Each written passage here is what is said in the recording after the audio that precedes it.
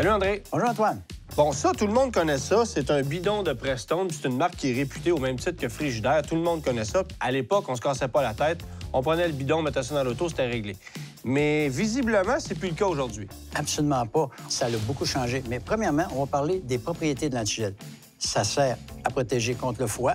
Ça sert aussi, surtout à cette heure, pour les systèmes, pour la corrosion de ton moteur. C'est surtout ça l'élément important. Puis c'est ce qui se dégrade beaucoup avec le temps. Ça se sépare en 3 grands groupes, les antigels. OK. Les inorganiques, les organiques et les hybrides. Et on peut même aller plus loin. Tu as des antigels spécifiques à chaque véhicule. OK. Je vois qu'il y a un bidon d'eau ici. Est-ce qu'on rajoute encore de l'eau dans son radiateur? L'eau, tu peux la boire, mais tu la mets jamais dans ton radiateur. Parce qu'il ne faut pas qu'il y ait aucun minéraux dans ton eau. Si tu mets de l'eau ordinaire dans ton radiateur, tu vas contaminer ton antigel. OK, c'est assez bon pour moi, mais pas assez bon pour l'auto. Non, parce que les minéraux, ton auto, elle n'aime pas ça. Bon, OK. Maintenant, comment je fais pour savoir si mon liquide de refroidissement est périmé dans l'auto? Bien, probablement, après 3 ans, tu peux commencer à le vérifier. Pour le vérifier, tout simplement, tu as la petite poire conventionnelle. Ouais. Mais l'outil le plus important qui est souvent négligé, c'est un réfractomètre. Le réfractomètre te donne l'heure juste et aussi tu as les petites bandes qui analysent le pH ou soit l'acidité. Si l'antigel est plus bon, si l'antigel est dépassé dans ma voiture, c'est quoi les impacts que ça peut avoir sur ma mécanique? Bien, écoute, ça peut aller jusqu'à endommager tout l'intérieur du moteur, la pompe à l'eau.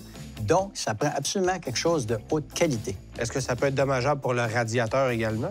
Tout partout où l'eau circule, c'est pas compliqué, où l'antigel circule. OK.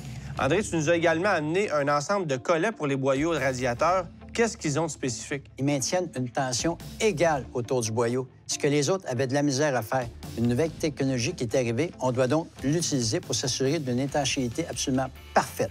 OK, fait qu'un collet universel, ce que ça avait comme défaut, c'est qu'on serrait et ce n'était pas uniforme.